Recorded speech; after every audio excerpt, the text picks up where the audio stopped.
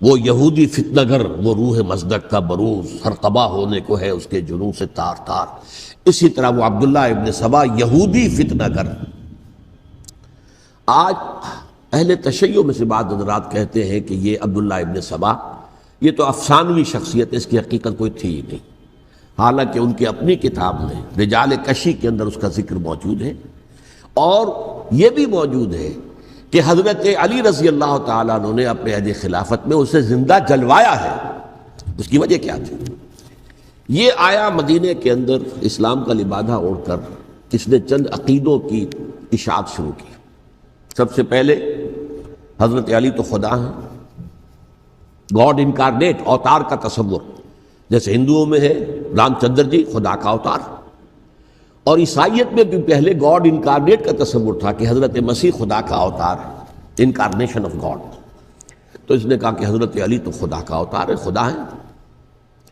Number 2، اس نے کہا کہ ہر نبی کا ایک وصی ہوتا ہے جس کے حق میں وہ وصیت کرتا ہے.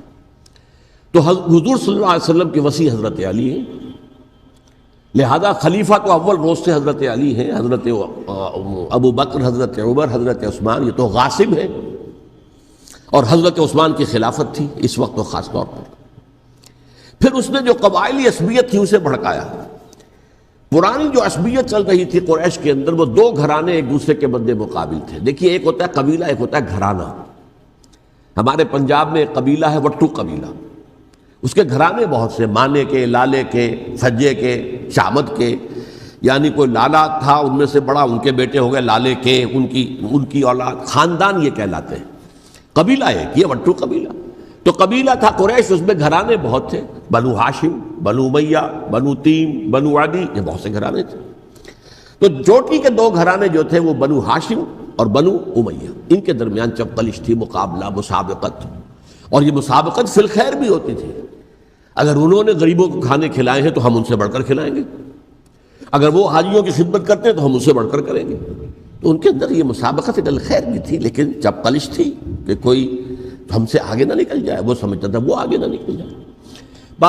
اس شخص نے اس پرانی عصبیت کو تازہ کیا کہ حضور تو بنو ہاشم میں سے تھے، لہذا خلافت حق ہے بنو ہاشم کا، یہ غاصب ہیں. اس سے پہلے دو خلفاء جو تھے وہ نہ بنو ہاشم سے تھے نہ بنو امیہ سے تھے. حضرت ابو بکر بنو تیم میں سے تھے، چھوٹا قبیلہ تھا. حضرت عمر بنی عدی میں سے تھے، وہ بھی چھوٹا قبیلہ تھا.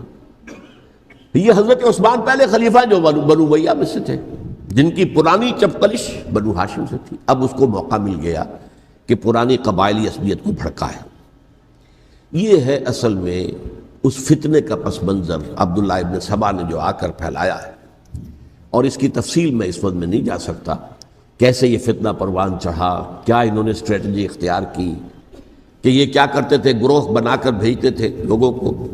کوفے میں جاؤ تو وہاں پر دمشق کے گورنر کے خلاف اور مصر کے گورنر کے خلاف الزامات لگاؤ، اس نے یہ کیا، وہ غبن کر گیا، وہ یہ کر گیا، وہ خیانت کر رہا ہے، وہ رشتہ داروں کو پال رہا ہے. اور عثمان کے خلاف بھی تقریریں کرو رضی اللہ تعالیٰ عنہ.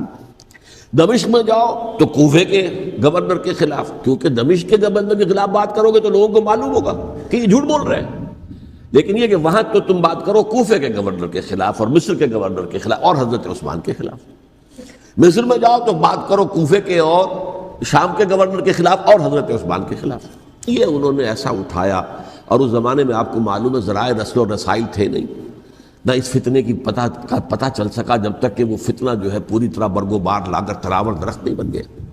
اس کے نتیجے میں حضرت عثمان رضی اللہ تعالی عنہ شہید ہوئے، اور خلیفہ پھر حضرت علی رضی اللہ تعالی عنہ کو انہی سوائیوں نے، جنہوں نے گھیراؤ کیا تھا، جنہوں نے حضرت عثمان کو شہید کیا ہے، یہی حضرت علی رضی اللہ تعالیٰ عنہ کے ارد گرد ہو گئے. اور حضرت علی رضی اللہ تعالیٰ عنہ بھی نہیں چاہتے تھے خلافت کی بیعت لینا، لیکن آخر کیا کرتے؟ کیا وہ امت کو بغیر خلیفہ کے چھوڑ دیتے؟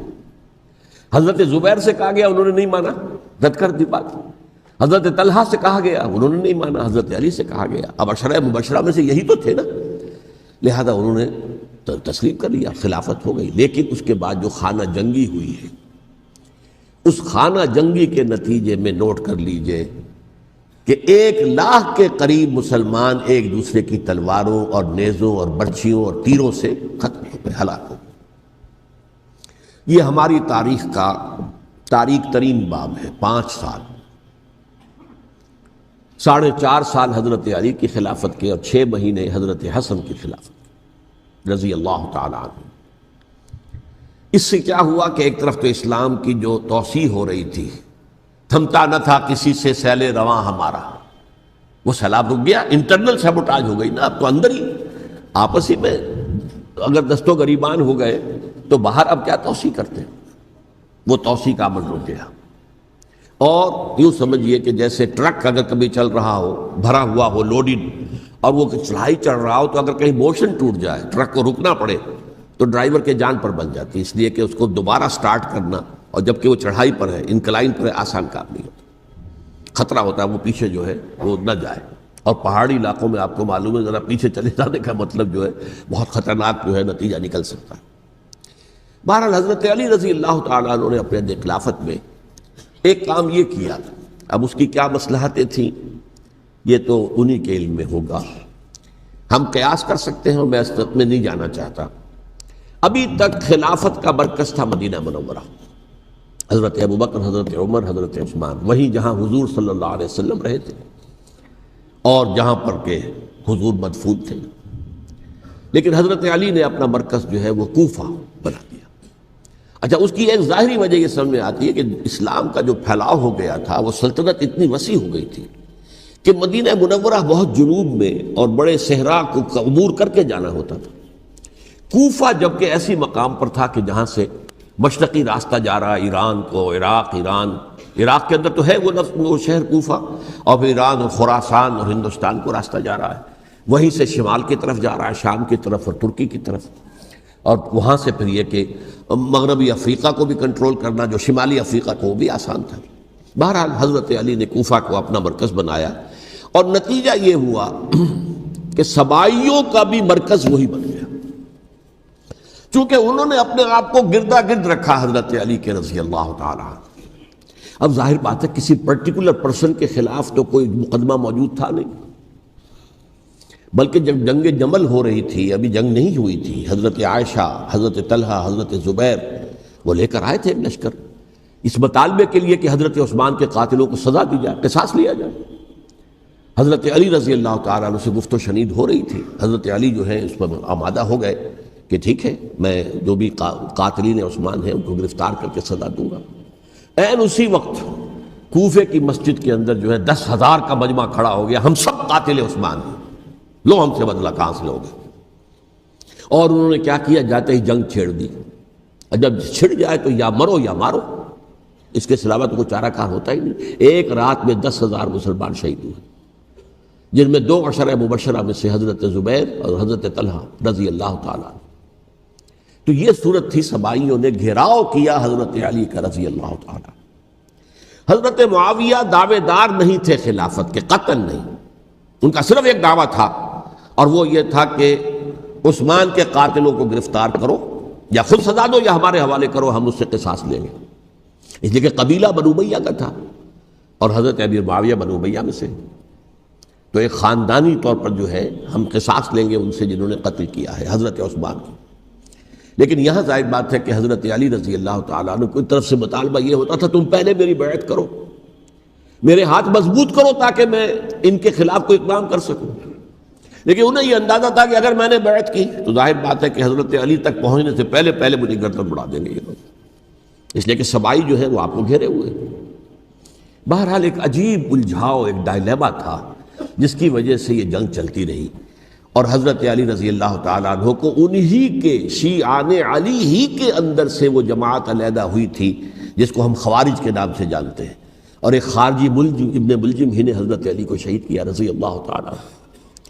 پھر حضرت حسن رضی اللہ تعالیٰ عنہ، اب دیکھیے کس قدر صحیح بات تھی جو حضرت علی رضی اللہ تعالیٰ عنہ نے فرمائی جب ان سے کہا گیا کہ کیا ہم آپ کے بیٹے حسن کے ہاتھ پر بیعت کر لیں رضی اللہ تعالیٰ عنہ۔ فرمایا نہ میں تمہیں اس کا حکم دیتا ہوں نہ میں اس سے روکتا ہوں، یہ تمہارا معاملہ ہے، امرہم شورا بینہم، تم اپنے باہمی مشورے سے جو فیصلہ کرو گے ٹھیک ہے، میں نہ حکم دیتا ہوں نہ روکتا ہوں. اس کا کیا مطلب ہے؟ باپ کے بعد بیٹے کی خلافت ہرگز حرام نہیں ہے، ورنہ کہتے کیسے ہو سکتا ہے میرا بیٹا؟ نہیں، یہ نہیں کہا آپ نے. حضرت عمر سے بھی کہا گیا تھا کہ اپنے بیٹے کو نامزد کر دیں، عبداللہ ابن عمر کو، تو انہوں نے جواب میں کیا کہا؟ اسے تو طلاق دینی بھی نہیں آتی. انہوں نے اپنی کسی زوجہ کو طلاق دی تھی اور اس میں جو صحیح ترین طریقہ ہے وہ اختیار نہیں کیا تھا. انہیں طلاق دینے تک نہیں آتی تو میں اسے خلیفہ بنا دوں. یہ نہیں کہا تھا کہ باپ کے بعد بیٹا خلیفہ نہیں ہو سکتا، یہ تو نہیں تھا. کہیں حرام نہیں ہے، نہ کتاب و سنت میں، نہ کوئی حدیث ہے، نہ کہیں قرآن مجید میں. تو حضرت علی نے بھی فرمایا رضی اللہ تعالی، نہ میں روکتا ہوں نہ حکم دیتا ہوں، یہ تمہارا اپنا معاملہ ہے. بہرحال حضرت حسن رضی اللہ تعالی عنہ نے حضرت امیر معاویہ سے صلح کر لی، خلافت ان کے سپرد کر دی. دیکھیے، میں حضرت ابوبکر، حضرت عمر، حضرت عثمان، حضرت علی کے ساتھ حضرت حسن کے دور خلافت کو بھی خلافت راشدہ میں سے سمجھتا ہوں. اور تبھی 30 سال پورے ہوتے ہیں اس حدیث کے مطابق کہ حضور نے فرمایا خلافت 30 برس رہے گی، پھر ملوکیت آ جائے گی. تو حضرت حسن کا بہت بڑا کارنامہ یہ ہے کہ اس خانہ جنگی کا دروازہ بند کر دیا. اور یہ پیشن گوئی تھی حضور کی صلی اللہ علیہ وسلم حضرت حسن کو، جب بچے تھے حضور کے انتقال سے پہلے، میرا یہ بیٹا مسلمانوں کے 2 گروہوں میں صلح کرائے گا. یہ حضور کی پیشن گوئی تھی، اور وہ پیشن گوئی حضرت حسن کے علم میں بھی ہوگی یقیناً. بہرحال انہوں نے صلح کی حضرت امیر معاویہ کے ساتھ رضی اللہ تعالی عنہ، خلافت ان کے حوالے کر دی، اور کچھ شرائط تھیں طے ہو گئی. اللہ خیر صلی اللہ.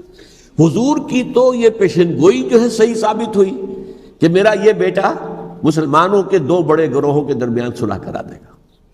اور سبائیوں نے انہیں تانے دیے، یا عار المومنین، اے مومنوں کے لیے موجب عار، موجب شرم تم نے بزدلی دکھائی ہے، تم نے امیر معاویہ کو خلیفہ تسلیم کر لیا، تم نے بزدلی دکھائی.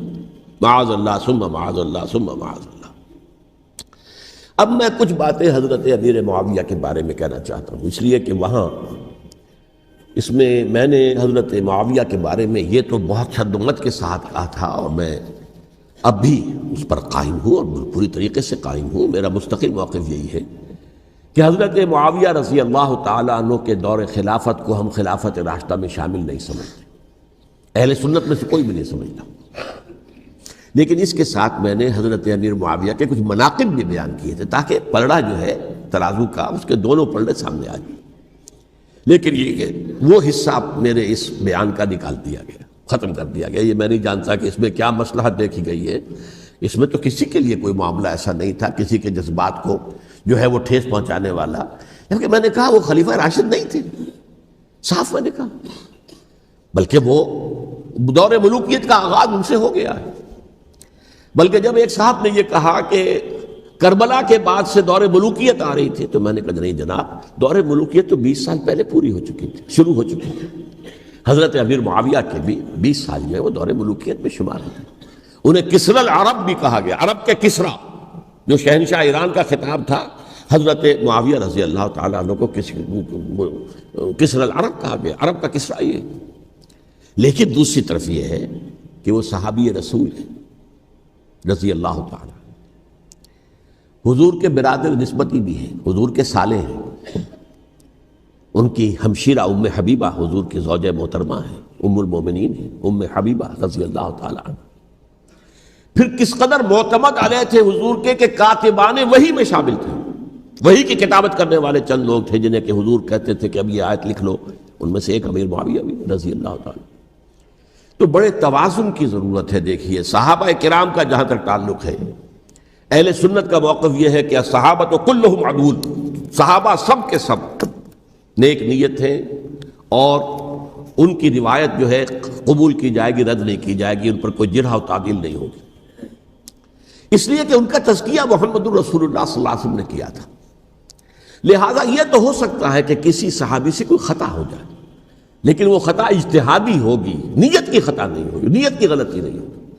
اگر کسی صحابی کی نیت پر حملہ کیا جائے تو یہ اصل میں طعن ہے، حملہ ہے حضور پر کہ وہ تربیت دے نہیں سکے اپنے ساتھیوں کو. معاذ اللہ ثم معاذ اللہ ثم معاذ اللہ، وہ تزکیہ کر ہی نہیں سکے. 3 جگہ جو قرآن میں آیا ہے یتلو علیہم آیاتہ ویزکیہم، تو کیا تزکیہ کیا؟ اگر ان کے قریب ترین ساتھی جو تھے، اگر ان کے اندر بھی بدنیتی تھی اور دنیا کی طلب تھی اور دنیا کے اندر اقتدار حاصل کرنے کا جذبہ تھا، تو پھر کیا تزکیہ کیا؟ معاذ اللہ ثم معاذ اللہ۔ لہذا صحابہ سب کے سب عدول ہیں اور ان سے اختلاف ممکن ہے، لیکن ان کی نیت پر حملہ نہیں ہو سکتا۔ تو حضرت امیر معاویہ کی شخصیت ایک چیز ہے، آپ کا دور خلافت دوسری چیز ہے۔ شخصیت کے اعتبار سے صحابی رسول ہیں، برادر نسبتی ہیں حضور کے صلی اللہ علیہ وسلم، اور پھر یہ کہ اس قدر معتمد علیہ ہے صحابہ میں سے کہ وہ کاتبان وحی، یہ عام آدمی کے کرنے کا کام نہیں تھا جو وحی کی کتابت کرے، اللہ کے کلام کی۔